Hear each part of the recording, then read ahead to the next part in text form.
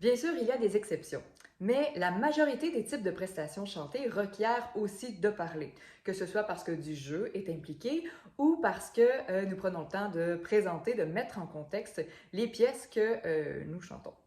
Si nous n'incluons pas cette alternance entre voix chantée et voix parlée dans notre entraînement, on pourrait rencontrer des défis surprises pendant nos prestations et c'est souvent ce qui arrive d'ailleurs. Nous avons tendance à mettre beaucoup de soins, de temps, d'énergie pour maîtriser nos pièces, ce qui est très bien, mais en omettant souvent de les mettre en contexte vocal général pendant notre travail. Explorons cet aspect ensemble.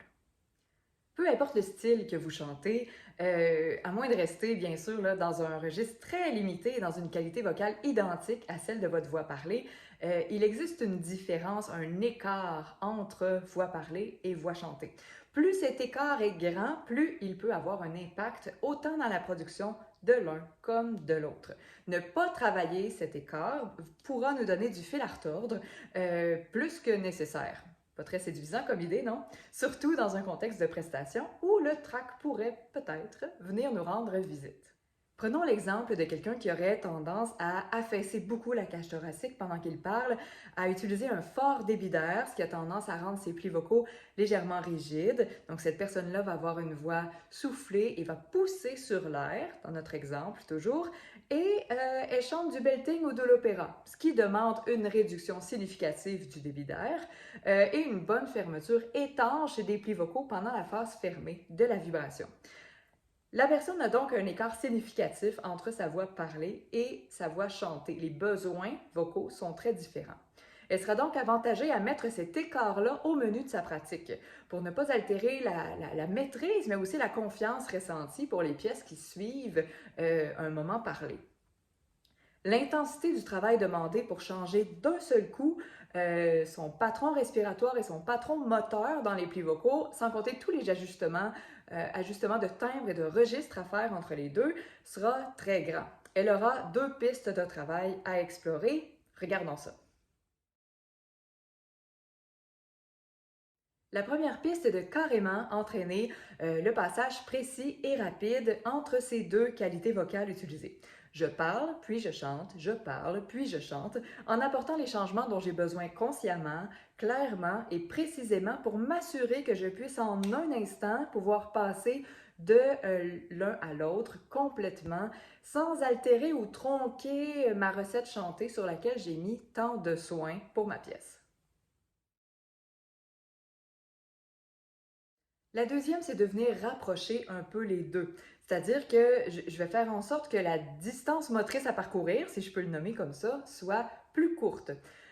Pour l'imager, mettons qu'au lieu d'entraîner un passage fluide, rapide, efficace de 0 à 100, mais je vais faire en sorte d'ajuster, de faire des ajustements conscients à ma voix parlée pour passer plutôt de 65, par exemple, à 100, ce qui sera beaucoup moins demandant globalement.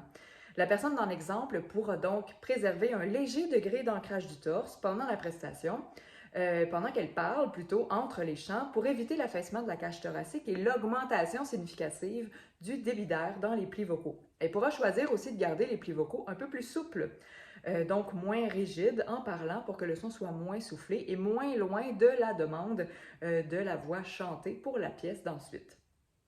Bien que l'écart deviendra moins grand entre les deux, elle devra quand même faire le travail d'entraînement pour passer efficacement de l'un à l'autre, mais ce sera globalement moins demandant, comme je le disais.